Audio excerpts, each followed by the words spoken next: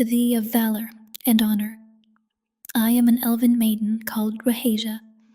In the Huntu Valley, at the foot of Grey Mountain, our village thrived in peace for many years.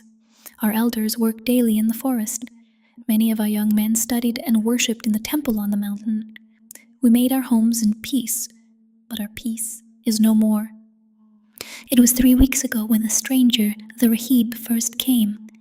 He was a handsome man with broad shoulders. His deep-set eyes held a piercing glint that looked uncomfortably into one's soul.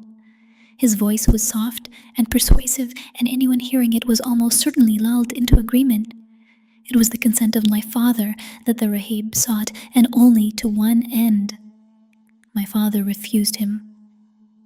The next day he came to me and dropped to one knee, saying, "Rahasia, your beauty is fabled throughout this land, almost as much as your father's wealth.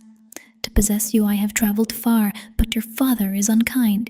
He refused me, though I brought many riches as payment for you. Surely you will not refuse to come with me?" He grabbed my arm with an unbearable grip. I cried out. My father heard me, and in anger bounded from the house toward the stranger. With one great rush, father drove him to the gates and cast him forth. On his knees, like a common beggar, the stranger clung to the wall and uttered such a curse that the sky darkened and all the servants covered their heads in fear. In a deep, rich voice, he intoned an evil chant we could not understand. He then vanished into the forest. Under my father's hand, peace soon returned to my household. The curious visitor and his curse were forgotten until 1 week ago. One day, the young men who study at the temple and their teachers did not return to their homes. Their families became worried and went to the temple, but were driven away by the students, known as the Siswa. My father, who sometimes taught at the temple, went there to discover what had happened. He has not returned. My father's wealth is also lost. I believe that his fortune was hidden in the lower recesses of the temple. It is hard to believe the treasure has been stolen, for it includes many distinctive pieces that anyone, near or far, would recognize. There was a beautiful translucent marble jar made with gold trim and 6 jewels. There were also 2 birds of platinum resting on blue cloth threaded with gold that would sing a tune.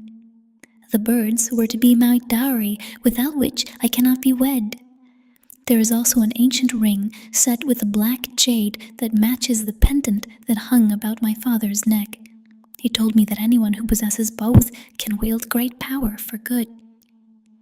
Hassan, my betrothed, knowing that his family would not allow his marriage to me, now a maid without a dowry and fearing for my father's safety, also went to the temple.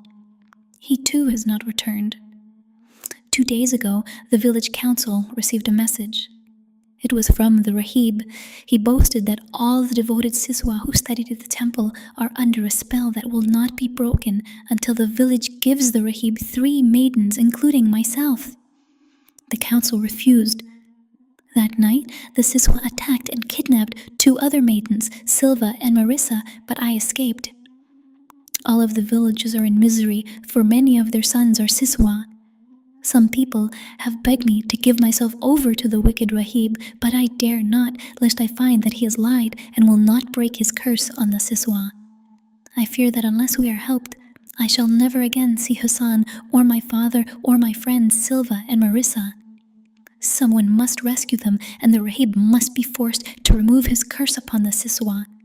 Anyone who helps us will be well rewarded if they succeed. Without help, I have no choice but to give myself to the Rahib and hope and pray that he keeps his word and releases the others. Rahasia.